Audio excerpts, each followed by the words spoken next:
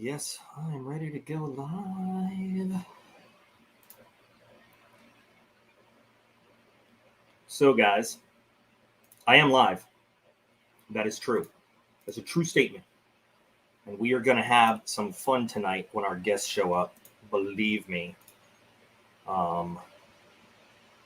Yeah. So, anyway.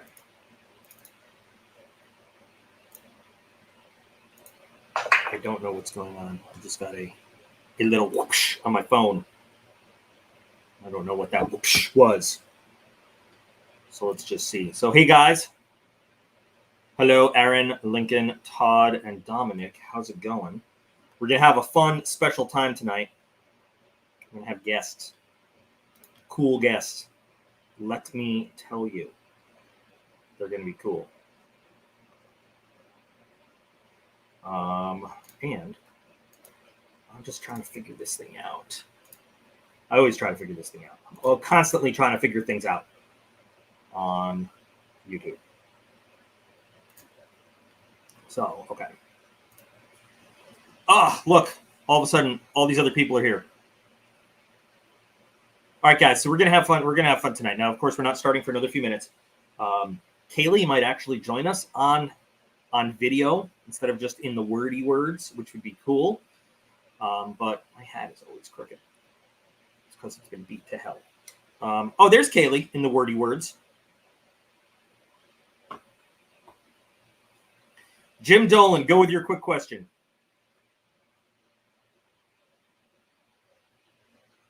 And there's CB Tactical, who's got a pretty good channel. You guys should check into it. Hey, honey, are you joining the video? I sent you the link.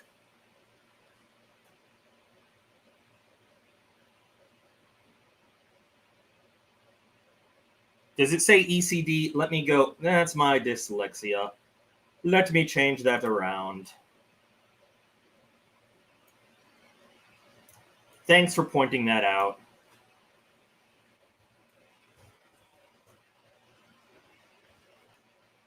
We'll save that. No, it's not made for kids. Okay. Thank you for pointing that out. That was great. That was good. I'm glad we got that worked out. Your time, yes. Oh. Time zones are different. Yes. Jade scales are good. Jade scales are good. And this guy's coming along beautifully. Beautifully, by the way. This needs to go in the acid. What is the best in the world knife you can have? Do it all for survival purposes? I don't know. That's a big question. That's a big question. Hey, good old boy.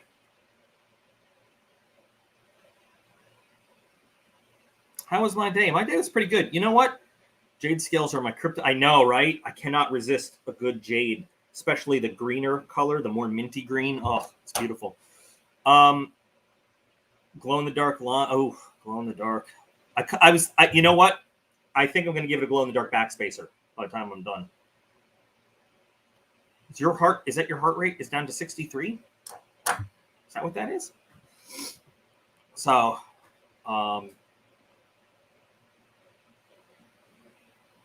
anyway, we are going to be having awesome guests today from OCD4EDC, Justin and Molly.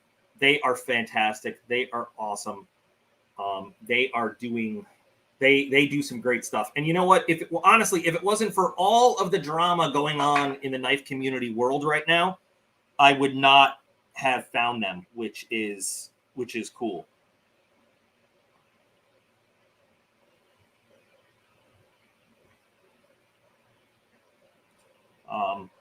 But I love their channel, and I asked them if they'd be interested in kind of joining forces for a live, and we'll talk more about that when they get here. They're going to get here, but I'm just excited because they do some. I was joking with them, and I was like, "Yeah, you guys are all professional and shit," and they are. They run a whole website and stuff, and we'll talk about that later. But it's been a It's been a busy week in the knife community world. Hey, Kevin. Kevin's here. Kevin's awesome. Kevin, hang on.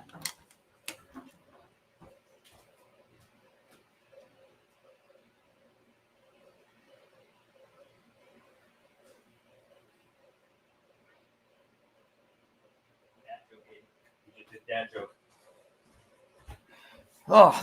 So Kevin, by the way, Kevin stopped by the shop, Fire Guy, because Kevin is who pays for Tac Pack, and he picked up Tac Pack. But Kevin brought me some awesome stuff that he made. I'm going to show it off. He made me this, number one, and this is a business, and I'm gonna have all of his info in another video, so that if you're interested, you can look. So he can. Yeah, Kurt, I got the package. We're just trying to figure out how we're going to do it all. So he made me this, which is really awesome. And then, but that's not all. Hang on. There's more.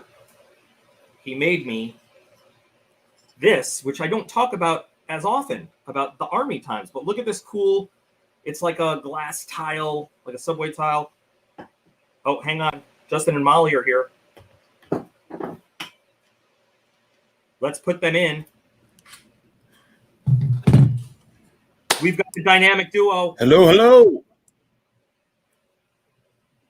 Hey, guys. Can you hold on, we don't have sound here for... Oh, it's because... Just give us 1 second. Sure. Your speakers are set to the microphone as well. Super Skill Steve is here. Input. That's your microphone. Output. Gotcha. Let's see. I'm gonna mess with Hello? I like this. We can hear you guys. Okay, perfect. Anyway. Yeah, we couldn't hear you. So, yeah, we had a little settings issue, but we should be good now. Okay, guys, welcome these two awesome people to the show tonight. Justin and Molly from, and yes, I corrected the title. It no longer says ECD. It says EDC. Right on. OCD4EDC. Let me tell you why I invited them on. Number one, the very first video of theirs that I watched, they were poking some fun at some YouTubers, just like good-natured roasting.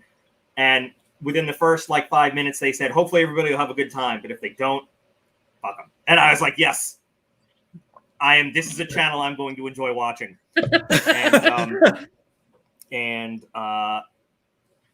this is, I love your attitude, guys.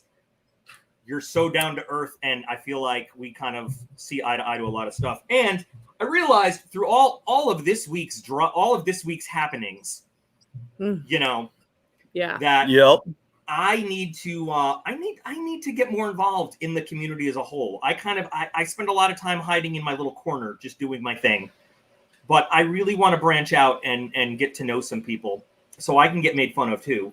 Number one. Oh, of course. Because believe me, there's a lot of stupid stuff that I have going on that you guys can use next time. But well, I think we all, are guilty of that in some respects, that we get, I'm terrible about it because I don't know about all the latest, greatest things happening in the knife community. And a lot of that has to do with, I'm just so wrapped up in, my own life and what I have going on. And then we've started this website and, we make a few products and whatnot, and that's kind of blown up. And so that consumes a tremendous amount of my time. And so, yeah, it's just, I agree in the aspect that, I feel like it, I'm sure most people anyway, and yourself included, probably watched Steve's video where he kind of called out to everyone that puts themselves out there like we do, and, have a little bit of influence, or at least have some sort of a public forum where you're kind of, maybe voicing your opinion. Not that anyone listens to or respects mine, but I also believe that it is kind of our duty to step up and say, hey, if there's unethical shit happening, that, that we don't just bury it because we're afraid of the backlash. Right. and we just come out and just say it, you know. Oh yeah, I'm a master sniper, by the way.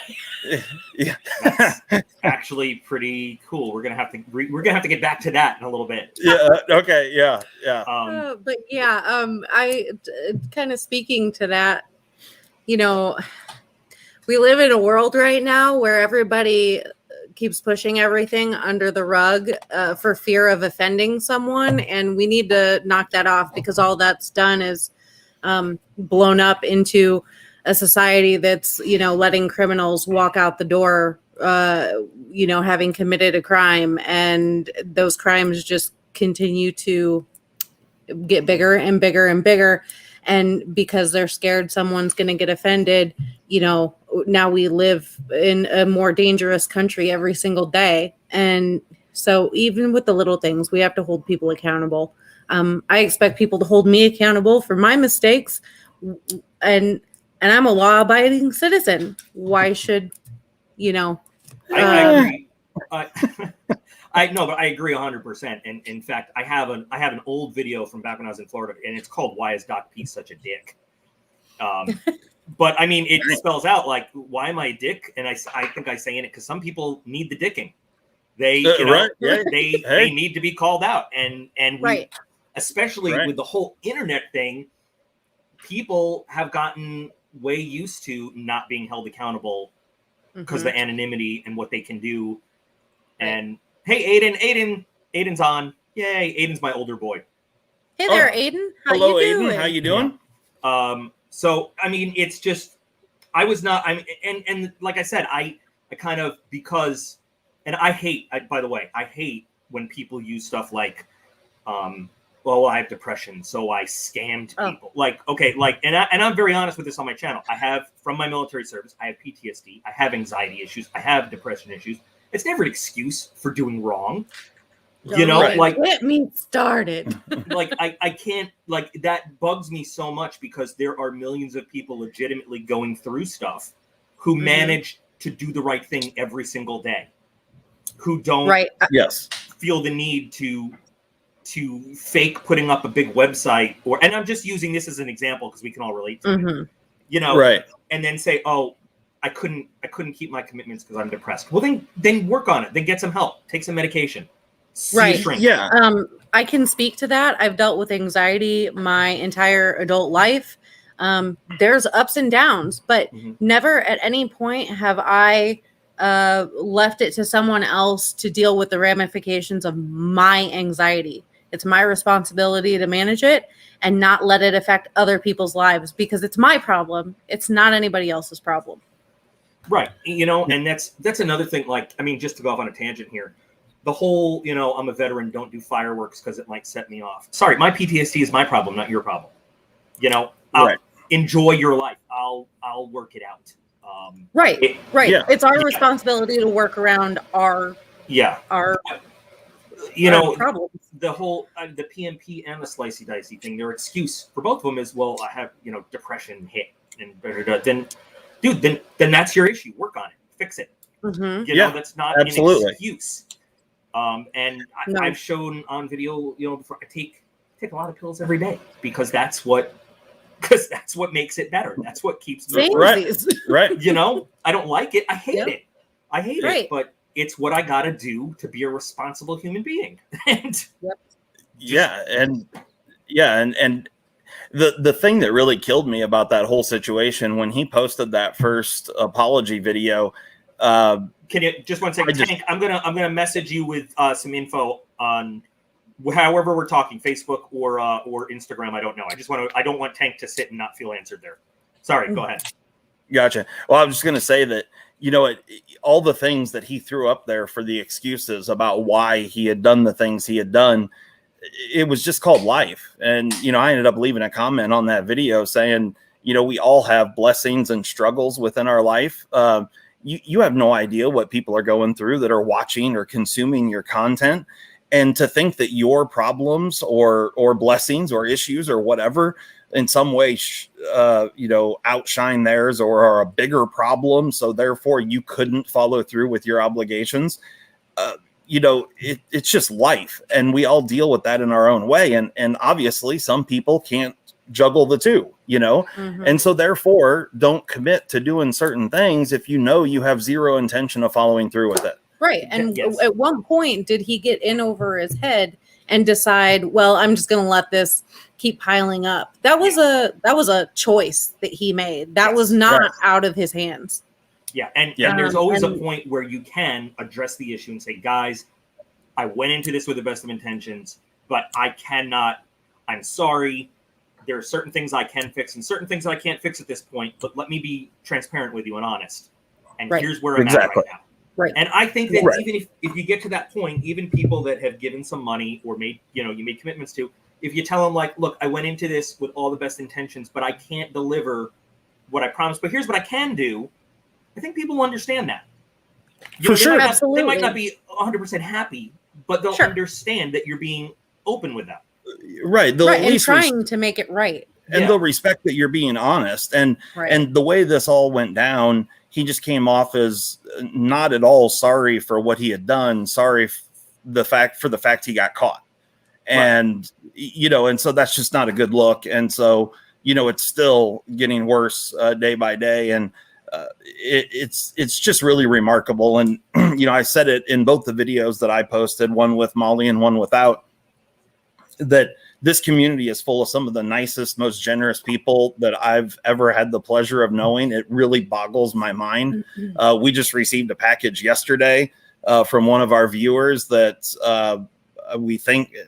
she thinks it's a bunch of snacks because he said he was going to send them. But I mean, it's a huge box that most likely probably costs more to ship than what's inside of it. But the fact that people go out of their way to do that kind of stuff because they enjoyed the content that we put out there is amazing. And then to turn around and just blatantly screw people over like that, it just pissed me off, And so I finally had just had enough. The one situation that he lied about me and us is really kind of what kicked it all off. That's one rule we just absolutely under no circumstance do not tolerate in this house. You can ask both of our kids. There is no lying. We are 100% honest. When somebody lies about our character, or our actions or anything, I don't care what it is. Yeah. Matter. What we had for dinner last night. Homie, don't play that. Well, I just took it as an insult to my intelligence, and I wasn't going to just stand by. And, I'd heard some of these stories prior to that situation happening, but I had no way to prove it because it was just a he said, she said. But in this particular situation, I had the messages to prove what had happened. And so then that's when I felt like, all right, this is it.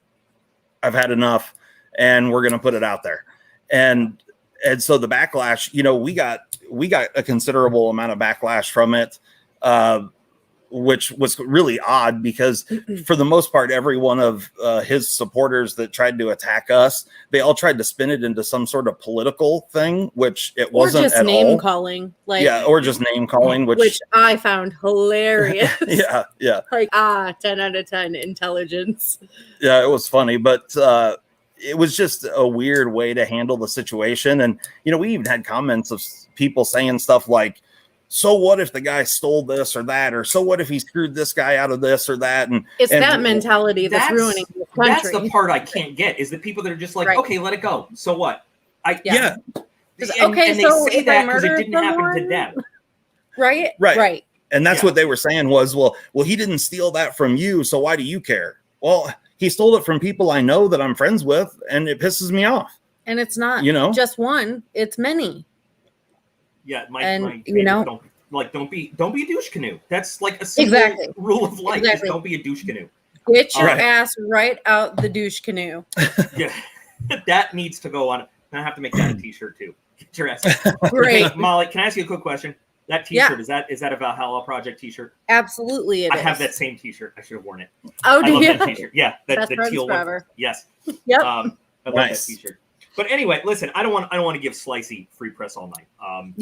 For sure. Yep. Because he's just we could go on and on about this. I saw Steve's video though about the call out, and it just hit me like, I got to get off the sidelines, and I want to start like not integrating, interacting. That's the word. I can do words.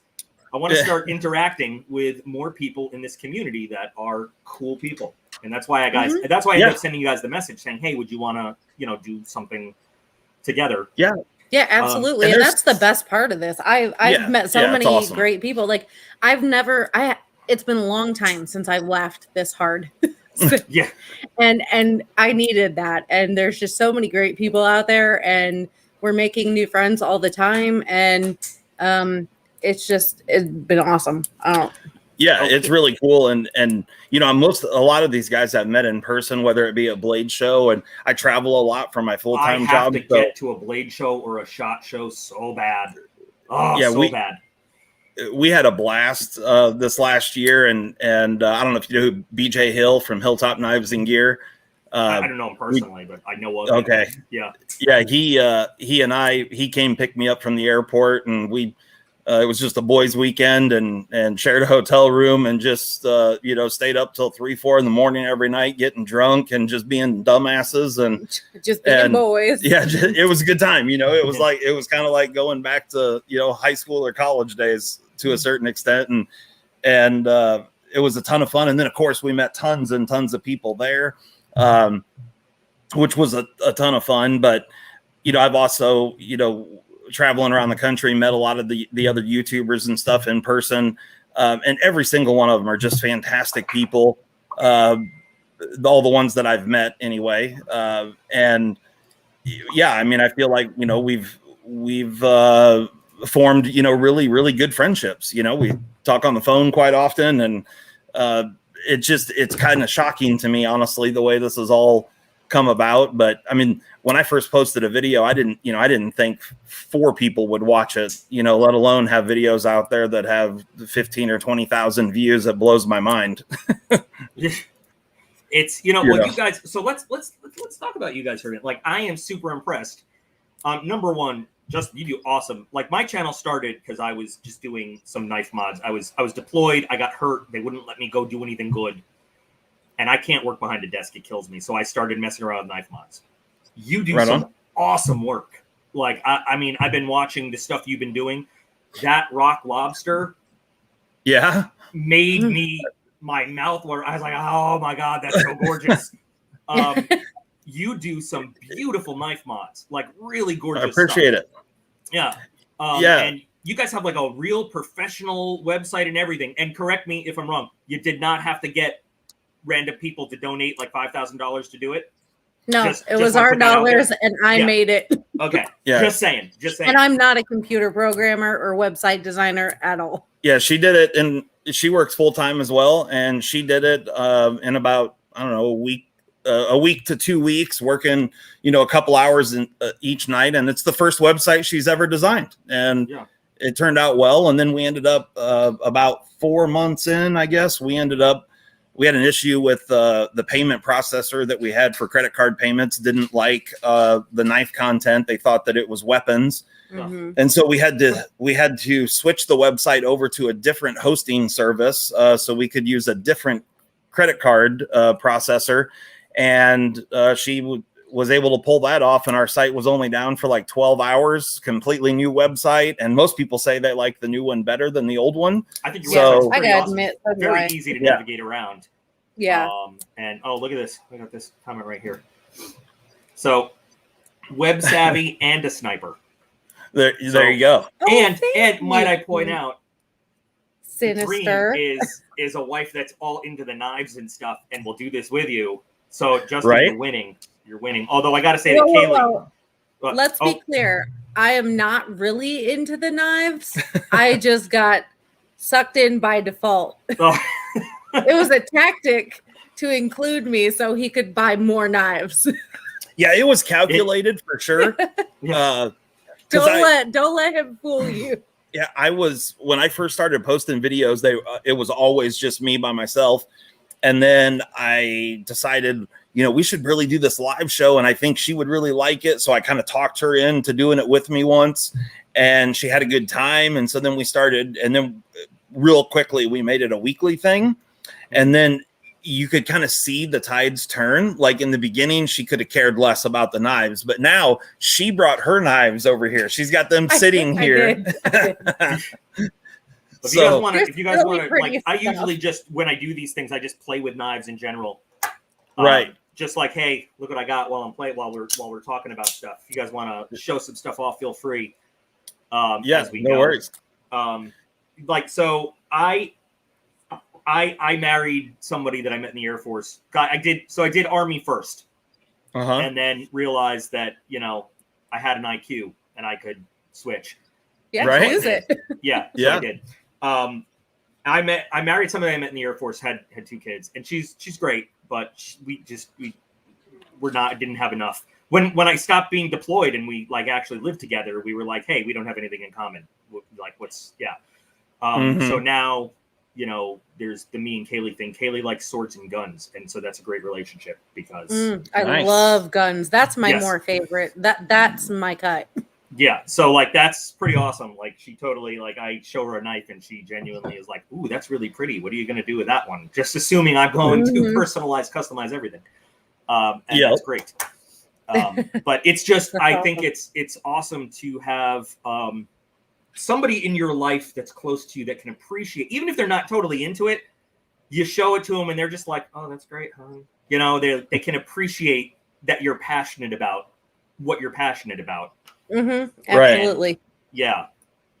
And boy, that makes a world of difference. And for sure. Yeah. Night and day. Yep. Yeah.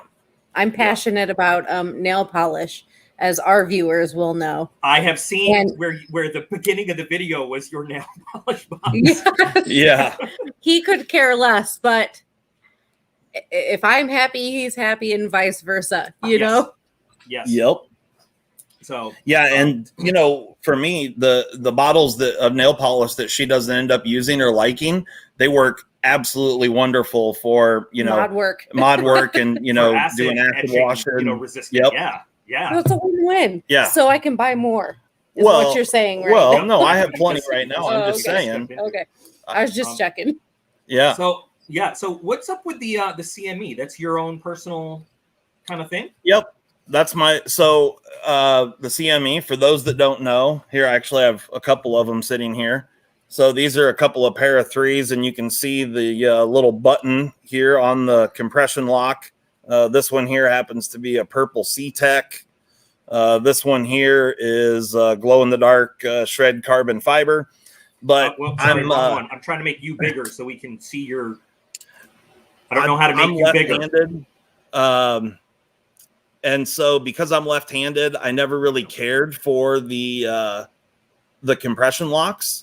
And so it all just kind of started with me messing around, and I literally just used a grinder and fashioned something kind of similar to that shape out of plastic. And my first intention was I would make them out of, you know, titanium or aluminum, which I have made a few out of metal. And I was going to drill a hole and countersink a screw from the backside through the liner. Well, so then there was the whole, ordeal with, you'd have to have a fixture to locate the hole in the liner because the hole would have to be perfect. And then, you know, are people willing to pay to ship their knife in and then to actually do that work to it? Because obviously you're going to have to disassemble it. Plus you're drilling a hole through the scale or through the liner. And the whole time that I'm thinking about all these ways that I'm going to do this stupid little piece of shit plastic thing that I cut out and literally just glued on had held on the whole time. And like, I thought it would fall off in like 10 minutes, but I carried it day after day and it just kept hanging on. And so then I started, you know, I'd be outside or whatever, and I'd intentionally just drop the knife on the ground to see if it would go flying, and it didn't. And so after a little while, I'm like, well, holy shit, if super glue works, then, you know, anyone could do this, you know, and install it themselves. And so then I made the first one out of G10 and put it on a knife and carried it for months on my own and beat on it and did all these things, and it held up and stayed on. And so then I showed it off to a handful of people, knife people as well as non-knife people, and everyone that handled it, whether they were left-handed or right-handed, thought that it was way easier to actuate the lock and liked it. I honestly, the only person that really didn't think that it would, he couldn't have cared either way. He liked the compression lock in its stock form or the CME was my son, who's also in the Air Force, actually. Yeah. He was the only one out of everyone that was like, yeah, I could take it or leave it. But everyone else that used it was like, oh, it's so much nicer and it works so much better and that's awesome and whatever. So I started making them. And so I actually have got, these are CMEs. These are all standard ones here, and these are Shaman ones here. Those are in process. And then here's all Shaman ones here and standard ones. And so we literally ship, I don't even know how many we average a week at this point, but we're shipping a lot of CMEs out. Yeah, it's people are enjoying it and we're happy that they are. I mean, obviously it helps drive the channel financially. But you know, we've gotten some really good stories about how people, you know, with arthritis or disabilities are so like it's just been a game changer for them to be able to enjoy different types of knives. Yeah, and people that wear gloves, you know, it just makes it so much easier. And I don't know how well you can see that, but let me see if I can make it big again in the way. There we go. All right, so it sits just shy of the face of the scale when it's in the closed position, and then when you open the blade, it sits basically flush with the scale. And with the way you hold the knife, your fingers and your hand don't really hit it right or left-handed. So there's really no fear of disengaging the lock when you're utilizing the knife. But, you know, if you wear gloves, if you're right or left-handed, it just makes it so much easier. And I make them in a bunch of different materials, carbon fiber and C-Tech. And we've got some micarta coming, and got some other colors coming too. Yeah, several different colorways. And then so this particular shape fits like 10 or 12 different Spyderco models, and then I make one specifically for the Shaman where that nub comes up in there. So the Shaman one is actually a larger shape. It's the shape of it's a little different. It's physically a little bit larger. And it fits down in there. Here, I can show you what, hold on just a second. Okay. I'll grab one and just stick it on there so you can see what it looks like. But so you don't have to modify the knife at all for it to work with any of the knives. It goes right on. You don't have to disassemble the knife to install it. I've got install videos out there. So that's what it looks like on the Shaman. So yeah, I'll probably order some. They've been really popular, and yeah, you can check it out, OCD4EDC.com. Now I've got a link to your YouTube in the video description to go check it out. You have a link to the website on your page somewhere in your videos. I believe it's in the description. Yeah, I think it's in our video description, yeah. But it's just OCD4EDC.com. Okay. Same name. All right, so it is a pretty cool website, and there's interesting stuff on there, and some of your custom work is on there too. Yeah. Right? Like, Yep. There's a bunch of pictures of all sorts of different stuff. I do, you know, a lot of different anodizing stuff, and then you do like the real ano with like the actual. Like, when you start selling those scales, I am gonna have to buy 2 or 3 sets. Yeah, and I'm just kind of perfecting it now. It's been a little bit of trial and error, but I also got some scales for the Spyderco Mule, and these are pretty cool as well. But you know, I can do them in countless. Both of these are 3D printed, so you know, I can do them in countless colors. I mean, the color options are endless, and then carbon fiber, wood, all kinds of different materials. But yeah, so there's a lot of different stuff on the website, and then we also have Mannix upgrade kits. We're a Flytanium dealer, so the ball cages for the Mannix, the aluminum or titanium ball cages, And then we've got a different weight spring and a ceramic ball to go in the Mannix. Like to the make Mannix the is action. actually my favorite Spyderco ever. It's I mine love as well. the Mannix, yeah. Yeah. And I have one of the XLs that I never carry because it's big. I like it, but the regular Mannix too is just great. Yeah, here this one's my favorite. This is the Freyden Lock Mannix in 4V hollow ground shred carbon fiber. See, I just got in a trade. I love all the Blade HQ exclusive ones with Jade and M4. Yep. And so I had to give up a Browse and an old Benchmade, like the original Benchmade Pika, like back when they still made that.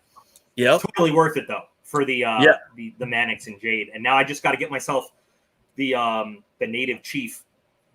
If I get one of those, I'll feel really good because that'll have the military, the PM2, the Mannix, and the Native Chief in Jade and M4, and I'll feel like that one already came out, didn't it? The Jade it came and it's gone. It's like it's sold out in minutes.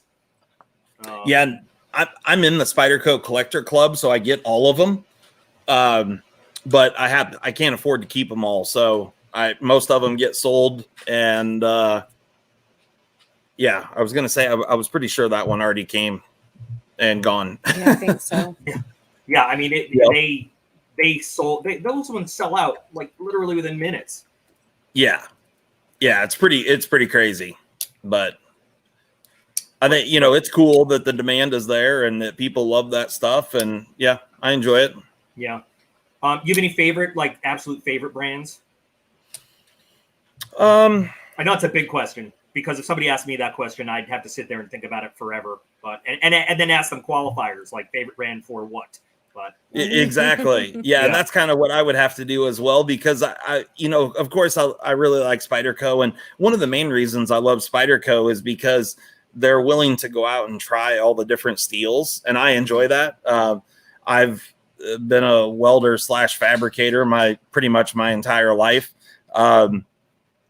And so working with metal is just kind of second nature to me. And so I enjoy, experimenting with all the different steels. Like this new mule that came out in Z-Max is just super, super cool. And this thing's just an absolute beast. But so I really enjoy Spyderco, just not so much. I mean, I do like a lot of their models, with the Mannix being my favorite. But I just like the fact that they experiment with all the different steels. I really enjoy Benchmade stuff. I like a lot of Benchmade designs. And I know they've gotten a bad rap over the last couple of years for certain things. But I feel like a lot of the stuff that people have kind of shit on Benchmade for is really the fault of their marketing department and the way things were handled, not really the company itself. And I know they've moved stuff around and gotten rid of some people from the marketing department and whatnot. So hopefully we will see them, moving forward. When those problems come up, they handle them in a much, much better way. I agree. I used to be a huge Benchmade fanboy, like huge. Yep. And I still love a lot of their stuff. I haven't bought a lot lately just because I've been just trying to diversify into a lot of other brands and see what they've got. I do notice sometimes though it feels like their QC is slipping a little bit here and there. Yeah, and there's no doubt about that. There's a lot of reasons as to why I believe that happened. I was out there, about 2 years ago now, and did a big factory tour, and then was out there again about 6 months ago, or maybe 5 months ago or something. And they've had a lot of things that like the public didn't know about, that I feel like led to them kind of scrambling, and as well as they're growing, and anytime you're a growing company, you're going to have problems, and growing pains. And so I feel like they are starting to get a handle back on some of the QC issues that they were having. But no doubt, I mean, they went through a time there where they were struggling with QC issues. But they do have some really great designs, and so I enjoy a lot of their things. Hogue is another company that I really like. I think they do some really fantastic work, and I think we're going to see Hogue go through. I hate to preemptively say that they're going to have issues, but they just are now, and I think they're just moving into their new manufacturing facility. So no doubt we're probably going to see some growing pains there as well. You know, I mean, it's just kind of the nature of the beast when you Sure, yeah. when you start to scale up and you haven't been there before. It's kind of uncharted territory, you know, and trying to, you know, when they came out with the RSK and they only have one dealer selling them. Well, those orders aren't that hard to fulfill. But when they came out with the Hogue or the Deca, I mean, and now I love the everyone's Deca, selling by the them. way. What's I that? love the Deca, Yeah. by the way. Oh yeah, it's fantastic. And now, you know, that knife's kind of exploded, and now they're going to start making them at a much, much higher rate. You know, chances are we're probably going to see some QC issues, you know, just because of the scale. Can I interrupt for one thing, because I have to do my man duties here, because she didn't hear the nice things I said. So I have to repeat for her that I said how great it is that she's into the swords and the guns, and that I am grateful that I have a woman who appreciates the cool things I'm into, and she's wonderful. Just because she didn't hear it, I want to repeat it so she can. Yeah, I'm Kay, grateful awesome. for you too, Kaylee. Absolutely. Thank you. That's awesome. Yeah. I you know what, if that's what it takes to make sure that she knows, then that's, like, you know, that's cool. I have no problem doing that. I've learned that when you get a good woman, you go out of your way when you have to do, like, if that's the most I have to do, that's awesome. Oh Right. yeah, it's perfect. Yeah. Right. Yeah. So let me ask you another question, and putting you on the spot here. Do you have an opinion on the KPL saga going on right now, or are you aware? If not aware, we'll just skip over it. I'm a little bit aware of the situation. I don't know everything there is to know about it. I've actually the two main people involved, I've met them in person. So Ryan from KPL, I spent a little time with at Blade Show talking to him. Seems like a really nice guy. And the other gentleman, Scott Gunn, neither one of these guys I don't know them very well. I've just met them in person. Scott Gunn is from Omaha, Nebraska, or La Vista, which is where I get all of my Spydercos from. Shout out to Omaha Knife, by the way. They're an awesome, awesome knife shop. So if you guys want to go and check them out, they're a really cool dealer. But anyway, he goes in there quite often. And so I ran into him one time over there. You know, what I have to say about it is I'm very familiar with KPL's products. I've used a lot of it. I like the product. It's fine. It does a good job. Scott Gunn's product, I'm not familiar with the oil or his stropping compound. I have not used either one of them. I have no experience with Gunny Glide. I hear really good things about it, but I've never used it. So I can tell you that the only person that I know that has used both products was Kevin over at Lefty EDC. And he told me in side-by-side testing that he prefers the KPL. He said it feels better, which that's just his opinion. But he's the only one that I know that has done like side-by-side testing. The one thing I will say, and this is just for me speaking, if I do think it's a little bit like, if in fact the bottle is, you know, the bottle that KPL comes in, if that's the only thing that spiked or that drove Ryan from KPL sending the letter, I feel like that's a little bit petty on one hand. But then on the other side of it, I also feel like if Scott Gunn wanted his product to stand on its own 2 feet, don't copy anybody else's anything. You know, don't come out with the exact same anything, you know. But personally, I'm not the biggest fan of KPL's bottles. I like nano oil bottles better. And so I would have come out with, you know, if I'm going to put my oil in a bottle, I'm going to come out with something that's slightly different or what I feel is better than what KPL has, and say that, and say, hey, you know, I put it in this bottle and I think it's better than this, you know, for whatever reason. That's a great point. And, you know, to me, like, the truth is, I look at this, and I brought this up because it was right in front of me, and I looked at it and I was like, oh, what a great thing to, I don't see KPL as a bottle. I see it as a shiny label. like the bottle doesn't remind me of KPL at all, but the label is, shiny label with the circle. That's what I see. Yeah. The bottle I could care less about. I mean, and like when I think about a bottle with a needle on it, I instantly go to like Liberty Oil was the first bottle I remember with that needle. I mean, but the bottle I could care less about. I don't associate the bottle with one person or another. You know what I mean? Like it's.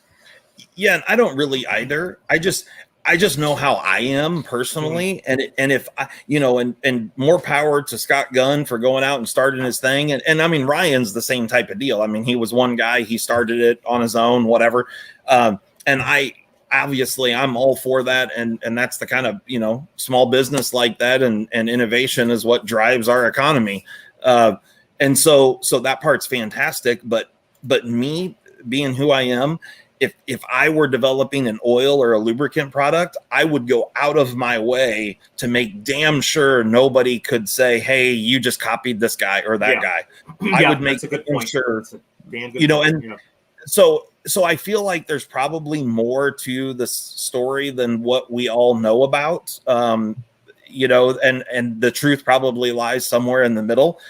But I guess from what I've heard anyway, is that KPL is now saying they're dropping it and just saying they're going to completely change their bottles. So okay, that's what I heard. I don't know if that's true or not. But I did hear that, and so no harm, no foul, I guess. Whatever, and move on.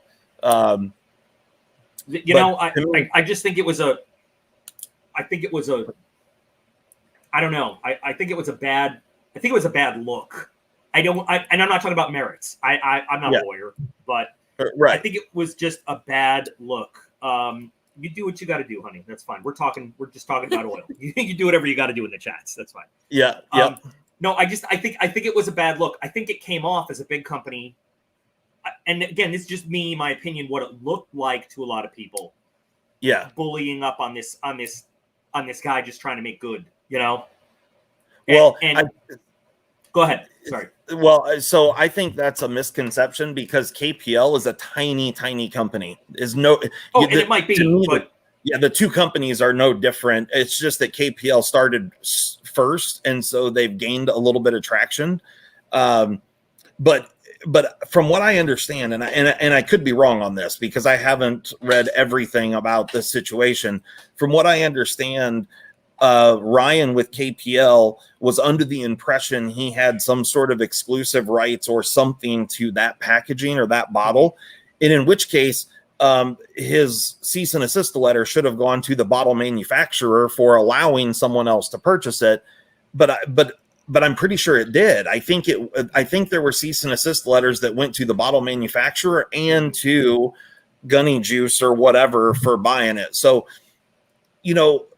to me, the way I look at it is I feel like Scott in this particular situation, I mean, the way, in business, that's the way you do that is you send a letter from an attorney. You don't have a man-to-man when you have a legal business with, its own ramifications. It's a different world than just an individual making something in their garage. But you know what? When you add that element in that you just did, that he believed he had the exclusive, right? And it went to not only the one business but the manufacturer. That kind of turns the whole thing on its head, right? And changes the whole view of and that's information that nobody talks about. Exactly, and everybody just wants to look at it as one guy bullying another guy, and I don't really see it that way. It's not that finite. Yeah, there's a lot of gray area. And I could be wrong on this. I've only read certain things, but I'm pretty sure if you look at what Ryan has posted out there as well as what Scott has posted, the cease and assist letter went to the bottle manufacturer and to Scott Gunn. And then finally at the end of it, I think, KPL, I don't think they have the money to actually litigate this and take it to court. So instead of wasting money on something like that, he's just going to develop his own bottle that is exclusive to him that nobody else will be able to touch. And so great, then everyone's happy. And, to me, I feel like it was a little bit childish for Scott to throw it out there and put it public. but I shouldn't say that. That was the wrong word. I shouldn't say childish, because honestly, I feel like it probably was a good thing on his part, because he's probably sold way more products than he ever would have otherwise. I mean, this has put his product name in the forefront, you know? Yeah. So, but I would rather have my product stand on its own 2 feet rather than be, you know, in the middle of some sort of controversy, I guess. Right. Yeah, absolutely. Absolutely. Like sold because it's good, not sold because there's hype. Right. Mm-hmm. And all this. Yeah. No, you know what, though? This is great. I'm so glad we actually talked about this, because you introduced stuff that is new to me, and I'm sure new to a lot of people. Yeah. You know, elements that just didn't get brought up because it doesn't help anybody's side. Yeah. And I encourage anyone to go out and read and fact check me on it, because I could be wrong on a few of those things. That was my interpretation. But to me, it makes sense. And I feel like, you know, both guys maybe overstepped their bounds in a certain area, and that it probably could have been worked out over a phone call had they have not aired their dirty laundry, you know, kind of thing. Yeah. Yeah. But, you know, it probably was the kind of thing that could have been. I mean, but that's this day and age. Everybody takes the public media to. For sure. Everybody does. But you're right. It probably could have been solved in 2 phone calls. Yeah, you know, between lawyers without exactly. everybody, you know, saying stuff. I don't know where I want to go. What do you guys want to talk about? I mean, if you guys got time, I usually do these things for about an hour and a half. Yep. Yeah, we're good. childless. Just chilling. I have one kid sleeping and one kid on Xbox, so I got nothing going on. We have one in the Air Force and one in New York right now. Our daughter what's she doing in New York? Yes, our daughter, she's getting ready to be a freshman in high school, and she went to New York with a friend for the rest of this week. So we're like legitimately kid free for several days in a row. Like, I don't remember. I don't know ever happening. Yeah, this hasn't happened since we started procreating. And then our son, he went into the military, or went into the Air Force. He's been in almost a year. October. He's stationed down at Eglin Air Force Base down by Pensacola, and he's a tech on the flight line. He's working on F-35s. I did my last 5 years at Tyndall, which is just down the road from Eglin. Nice. And I spent so much time at Eglin. Number one, because it's such a better base than Tyndall. Yeah. And have you been out there to visit them? Have you seen it? Not yet. We plan to go around Christmas. It's a great big destined. Okay, so there's a place.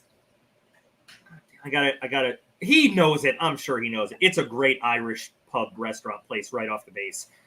I can't remember the name now, of course. But we've been down there a couple times. My dad had a condo right down there. Oh, then you probably know on the Perdido place Key. And I'll tell you guys the name, and you'll be like, "Oh, we know that place." Is it the place with all the money on the walls? Yes. All the dollars? Yes. I can't remember what it's called, but it's covered in dollars. Yes. Yeah. What a great place. Cool. So I've been down there a few times, and I mean a bunch of times, because I used to work with the down at Herbert Field with the MC-130 guys, and then I got to work with the F-35 testing program a little bit. Nice. Oh boy, but I'm sure it's better now. But back in 2014 through 16, it was back when the plane used to burst into flames just sitting in the runway. You're right. Good times. Yeah. And then my commander would turn to me and go, "I don't want to hear a word from you. Not a word. Just shut up." Yeah, I was like, okay. I didn't say anything. I didn't say it was a giant $100 million waste. That didn't come out of my mouth. Right. Yeah. No, he's good on him for choosing a good place with career. He chose a job with career options once you get out. For sure. Good on him. For sure. Good smart kid. I chose the. It wasn't always that way. Yeah. No, because people get in and the recruiters. Recruiters are paid to tell people whatever they need to hear to sign for the job that the Air Force tells them we need to fill now. And so after my Army time, I was like, I want to do the most G.I. Joe stuff I can, because I'm like, I just was like that. And so I ended up doing things that I thought were cool and were cool at the time. But there's not a lot of corporate entities that want to hire you to call in close air support against other businesses. Right. It's not a very marketable skill. Business might be more fun that way, though. No, but that's the thing. Like, boy, I wish I had just said, like, you know what? I'm going to learn cybersecurity and work in an office for 10 years. Yeah. Because I'd make a lot of money right now. But no doubt. Oh, yeah, he's loving it. He's doing a phenomenal job. So I couldn't be prouder of him. He's doing really, really fantastic. Yeah, but good on him. And you know what? He's probably gonna. Eglin's a great base for advancement too, because there's so, I mean, every airplane that flies does testing at Eglin. I mean, it's just, and we can talk about this offline. It's such a great base. It is such a great base. Yeah, I love Eglin. I wanted to get transferred over to Eglin, to the test and evaluation squadron there a million times, but it never happened. His recruiter told us that he must have kissed ass quite a bit, because not many guys coming out of boot camp get stationed at Eglin. Yeah. Like that's the he must have done really well in tech school. Like really, he did. And he's he supposed really to did. be there for the next 3 years. Is what he knows. Well, yeah, you get a stateside assignment now. You don't move for a while. Yeah, right. He's in heaven. He wanted to be in the heat. Well, let me give you some advice too. Tell him to put on his dream sheet Nellis in Las Vegas. Okay. It is if he can get stationed with because they have F-35s. They're in 2 different squadrons now, the aggressors and with the Green Bats. I forgot the actual designation, but the test and evaluation squadron out there. And I'm telling you, the time I spend at Nellis for training was some of the best. It's just, forget about going out on the strip. Going out on the strip is one thing, but the environment there at Nellis Air Force Base it's another one where it's just the coolest place to be. It's just awesome. Because otherwise he's going to end up at like Hill in Utah or Alaska, and Alaska's not bad. Yeah. But I mean, he's going to go, if he likes heat, he's going to go some cold places. So yeah, he told us he would never be coming back to Iowa. He never wants to see winter ever again. Yeah. He's going to want to go to Nellis. He's going to want to put that at the first slot on his dream sheet. Got it. I envy, like I say this all the time. If I could go back and start all over and do it again, I would absolutely, with all the pain physically I'm in from my injuries, I would sign up to do it all again. I would start all over, and some of the best times of my life, you know? Oh yeah. And hell yeah. That's awesome. If I could go back knowing what I know now, it'd be that much better. I'd run the show. If I know exactly who not to tell to go fuck themselves, that would be great. That would be great. Yeah, that's always a good little bit of I was just never good at playing the political game that they want. That you and he'll tell you too. The Air Force is a very political game that you got to play. Oh yeah. I was never that good at that. I made Master Sergeant, but I never got to put on the stripe because I just I ended up getting hurt, and then they were like, you know what? We're gonna let you go. We're gonna let you retire now instead of yeah. And I was like, what? Did I say something wrong again? I never really fit into that new PC model very well. Yeah, we're not very good at that either. I got called in at least once a week to the chief's office, and like, did you make somebody cry this week? I was like, I don't know. You tell me. Did I? I don't know. Are you in here being asked if you made somebody cry? I was like, well, I guess I did. I don't know. That would have been me for sure. Yeah. I had somebody a young airman hand me a broom. We were doing a cleanup for, we had a distinguished visitor coming. I can't remember who it was. She handed me the broom and said, excuse me, Sergeant, I didn't join the Air Force to sweep floors. And I don't know what my face looked like, but I had another NCO like get between us and kind of push me back, and he goes, just go sit down. I'll do this. Just go sit down. And I guess I looked like I was. That's awesome. But like, yeah, you did. Yeah, you did join the Air Force to sweep floors. Yeah, you did. Yeah. Right? Now I'm gonna shove this broom. Right. Yeah, like so you can for sure sweep floors for the rest of your life. Yeah. Like anyway, but it's. He made a good choice with the Air Force as opposed to others. And I love the Army. Don't get me wrong. I love my time in the Army. It's a different beast. It's a totally different beast where people are numbers. Right. Not so much people. They really are. Just can you pick up your rifle and shoot it? Then shut the fuck up and go do that. Right. Yeah. You got 2 broken legs. You can sit up and shoot your rifle, right? That's all I care about right now. Exactly. Yeah. My grandfather, he was a military lifer, and he did I'm pretty sure it was 22 years in the Army and then 27 in the Air Force. Well, 27 between the Air Force and Air Force Reserves. So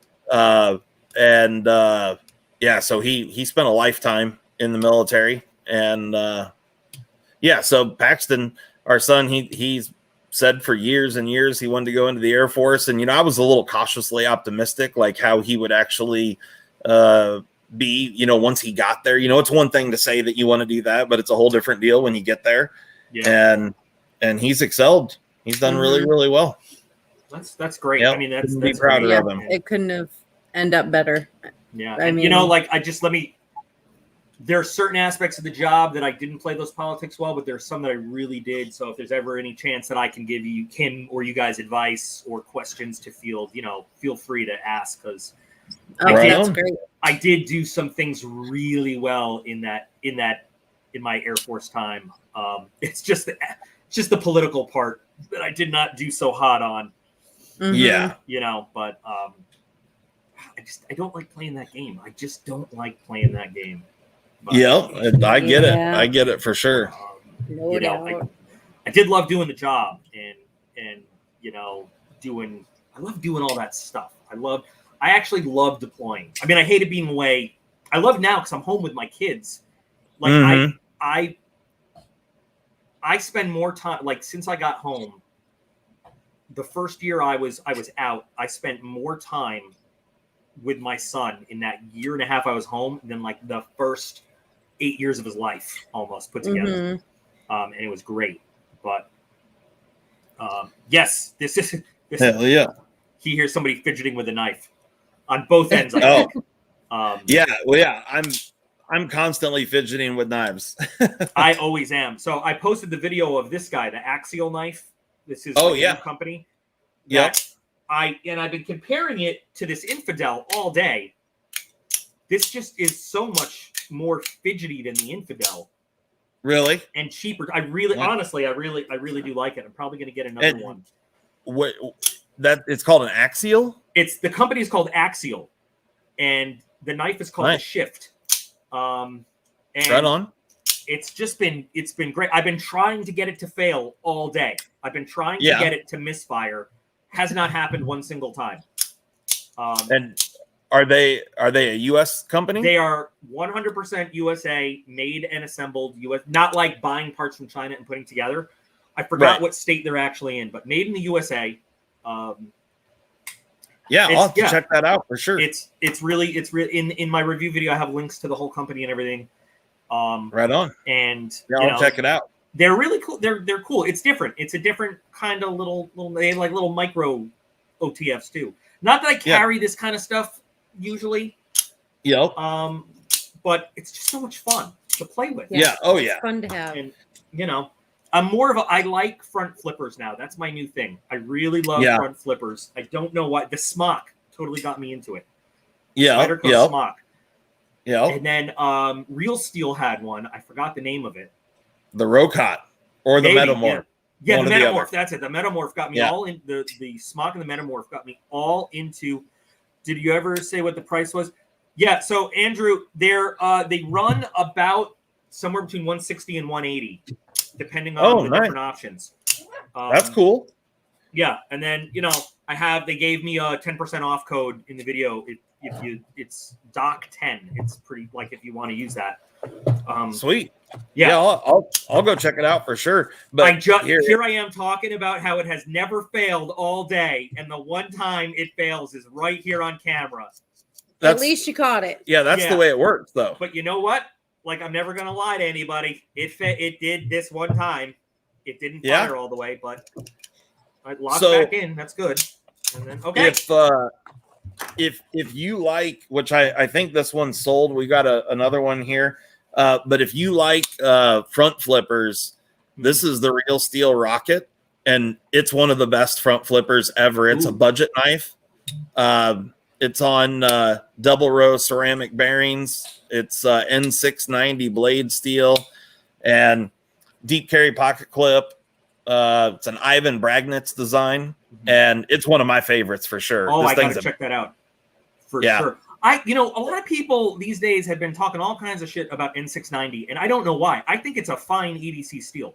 It's a great budget steel. It's not the top line, but it's for what are you going to use it for? That EDC wise, that you need. Right. I mean, corrosion resistance is great if it's going to sit in your pocket all day and get humid. And I really like it. And it's. I mean, to me, I put it in the same category as VG10. Yeah, really similar to VG10, and for a sub $100 knife, it's great. We just had a nice conversation, me with knives, about old Army times and stuff. Oh, nice. On another video. But yeah, no, I didn't know about that one, the real stuff. Okay, so let me throw another question to you guys. Now, I know that, again, you guys being professional as fuck, as opposed to me just doing stuff. All right, professional as shit. Should we downgrade it from as fuck as shit? You guys are actual professional adjacent. Yeah, you guys are distributors for a few different things, though, right? Like actual distributors. That's correct. Yeah, we have. Yeah. At this point, OCD4EDC is a legitimate business, like full on, federal tax ID number, all that sort of stuff. And yeah, we have accounts with a few different places. So currently, we sell Flytanium products, and we just recently have become a Tucson dealer. Tucson's have some beautiful stuff. Yeah, so I've been showing and reviewing and modding Tucson knives since my channel started, before that. And I, still to this day, they offer some of the best value there is. And, this is a new front flipper from Tucson for you.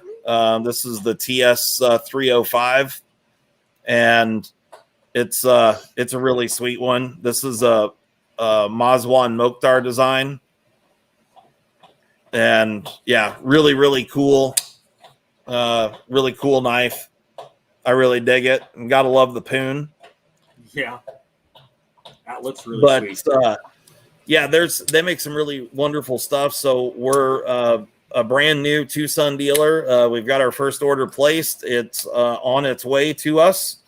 And then we also have some accounts set up with some different, knife wholesalers, distributors, that kind of stuff. So we really can get just about anything with the exception of the two big brands that we don't have access to is Benchmade and ProTech.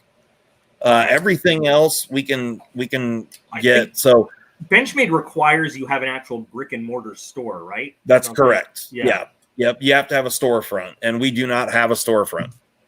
Yeah, I don't know much about ProTech, but yeah, and I don't know either. I haven't looked into it. It just those are the brands that we don't really have access to. Between the few distributors that we work with, we can get just about anything. I can get Riot stuff and Liang Ma and all the brand. I mean, of course, all the Spyderco stuff and Real Steel, and right now I've got those Real Steel rockets. Those custom ones are up on our website, and then I also did. I put up, I do different custom stuff and put it on the website from time to time. But I did the Kubi Nova, and this is some custom ano work that's brushed. This one's green. There's a green one. By the way, that you can get green ano done is epic. Yeah, that is kind of not hard. Easy. I don't know how well that's showing up, but these are for sale on the website. No, oh, not yet. Oh, sorry, never mind. They're not on the website yet. They will be though. They will be. Me with knives. Yes, if you guys don't know, Benchmade gives all sorts of cool discounts to first responders, military veterans. Yes. It used to be easier to do. It's still not that complicated. You just have to sign up with that ID Me thing. and you apply for it during checkout. I've used it many times. When I was deployed, I used to order all sorts of Benchmade stuff to be delivered to me. When you're deployed, you get a lot of extra money. So I use their custom knife maker all the time and just have it be deployed to me. But yes, it's a pretty good. If I can get my hands on a Benchmade, was at $4.96. I'm thrilled. It's like the one Benchmade. It's the one with the it looks like a nightmare grind in the middle of it now. I forgot the actual model name. I don't know the model. I don't know the name of that one. $4.96. Hang on 1 second. I'll let me share it real quick. As soon as you'll see it, you'll be like, oh yeah, that one. I can't think of the name. My short-term memory is terrible. The Vector. Yeah. Same. Yeah. Let me share this screen. Oh my God, it's in stock somewhere. It's actually in the first link I clicked. It's never been in stock, and I just don't have the extra cash to spend until next paycheck. But let me just show this to you. Another flight got canceled, and so they got pushed to another flight. Oh, you're shitting me. And now they have to deplane that. This one, the 496 Vector. Oh yeah, I know the one. I love this that one, and I've wanted one for a while, and so I might just have to be responsible and buy it anyway. Yeah, absolutely. Even though I don't have the money to spend on it right now. But I love that model. I just love the blade grind. Do you know? So you know the Vicker, the Shane Cyber. What's the number on that? The 7. The Adamas? Not the Adamas. The I'll bring that one up too, because this really pissed me off. Let me bring it up. Again, you'll know it when you see it. Yeah. Yeah, Zach was just telling me the other day that a ton of dealers got huge orders in from Benchmade, like just kind of ran the gamut of all the different models and whatnot. So, what? Nothing. I was reading the comments and this guy right here. Oh yeah. Now, do you remember what they originally promised us that blade was going to look like? Do you remember when it first came out for pre-sale? Nope, I don't. Let me see if I can find that real quick, because I was really upset because I pre-ordered it based on the original blade. Yeah. And then it got delivered all kinds of different. You can usually still find it. There it is. Hang on. And of course, there's one. I'm going to share. It looks real similar to the Adamas. Oh shit. Well, it's same designer, So Oh yeah. Here we go. Let me grab this. I'm not technologically inclined at all.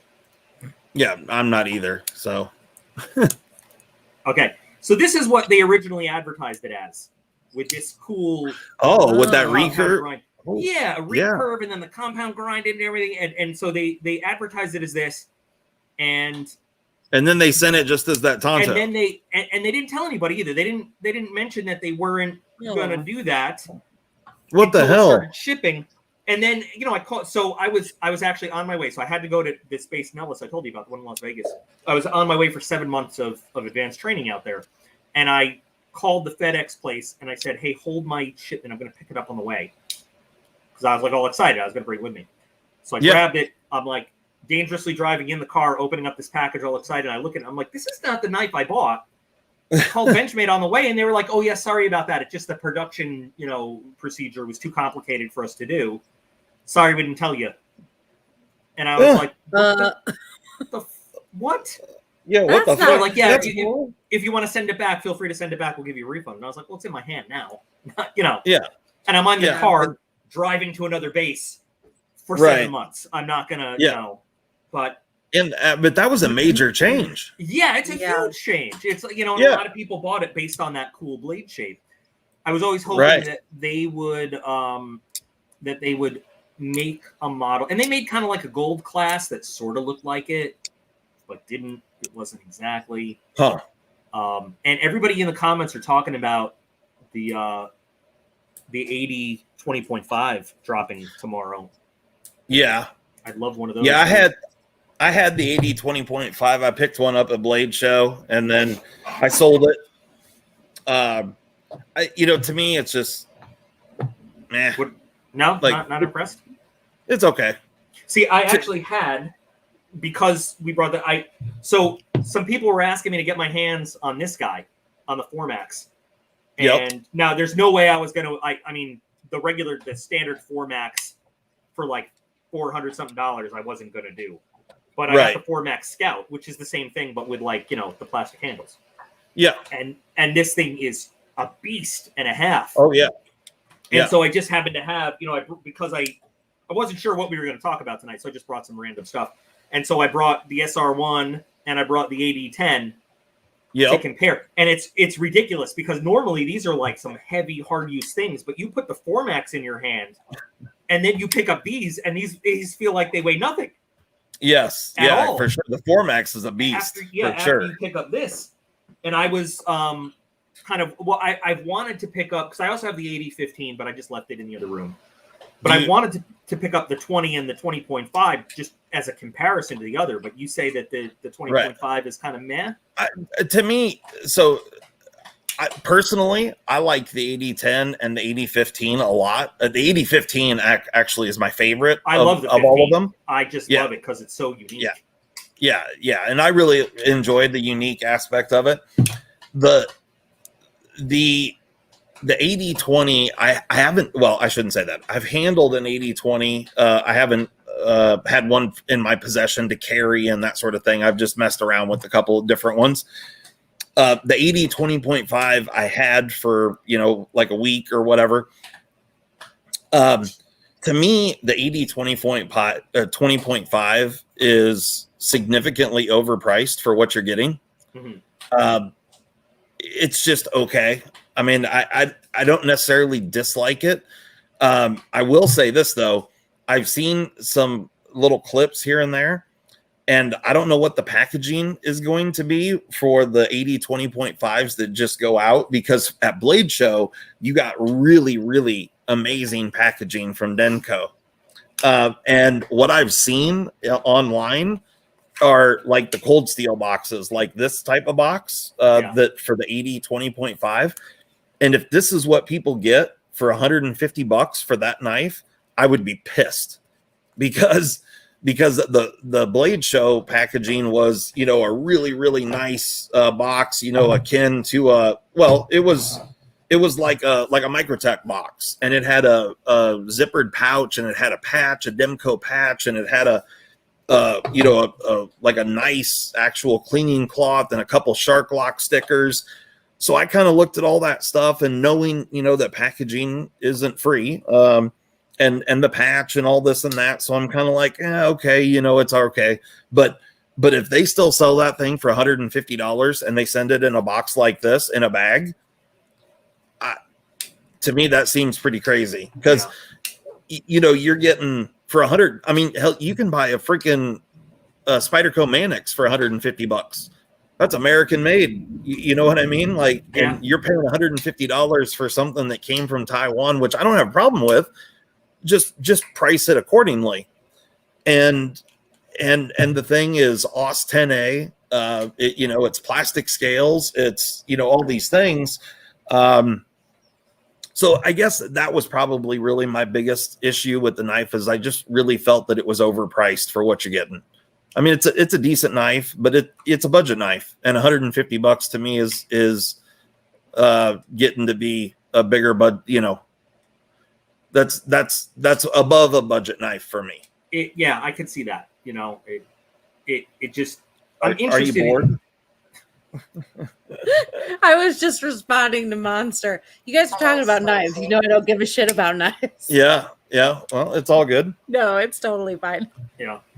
Well, that's actually pretty good. We've been going for a little over an hour, and I gotta go see what Aiden's up to and everything. But I really appreciate you guys coming on tonight. It was great to meet you guys face to face, kind of, and talk to you. And I hope that we will talk again. And everybody, if you're on my channel and you're not on their channel, you need to be on their channel. You need to be on OCD4EDC, because they are awesome. I just can't thank you enough for coming on tonight and having this conversation. I learned some stuff. which was great. I think Awesome. everybody learned some stuff about what's going on, and you guys have a great operation going on, and great vids. And there's my cat all spread out like a whore. Hi, PETA. So, thanks, guys. It's been fun. I hope you had some fun. Yeah. Perfect. Yeah, we Thanks greatly for having appreciate us. it. And thanks a lot for your service. We appreciate it. And I'm Thank sure your we'll son. be talking And in the again, future. if I can give any advice or helpful point outs or anything, or I'll be glad to do that. I have also worn a 33rd Fighter Wing patch. So we're a tenant unit at Tyndall, but we belong to the 33rd. So Nice. we're kind of family members already. Right. Yeah, for sure. Yeah. So, all right, everybody. Thanks for joining us tonight. I hope you guys all enjoyed this. A little bit different, but we had some fun and everything. As always, I appreciate every single one of you out there. There's a link in the video description, Carrie, for their channel. You can go right there and you can sub and turn on the notification bell and all that stuff. So I appreciate and we always do lives on Sunday nights. That's right. Sunday nights. What time? It's kind of in flux, but right now we're going to be doing 7 o'clock. 7 Central. o'clock now. Central. So that'll be 7 Central, 8 here, and 6 on the left coast. Yep. Mm-hmm. 6 on the left coast. Yes, sir. All right. Or no, it'd be 5 left coast. They're 2 hours behind. Oh, 5. Yeah. 2 hours. Okay, 2. Yep. All right. Got it. All right. So Awesome. thanks, guys. You were all awesome. Yep. Final shots, final words from you guys. Anything? No, we greatly appreciate you having us on. Thank you so much. And like I said, I'm sure we'll be talking in the future. And if anybody wants to check out the CMEs or whatever, we got plenty of videos, and go check out our website, OCD4EDC.com. All right. Yeah. Well, we'll see you guys again soon then. Good night, everybody. All right. Thanks. Have a good one.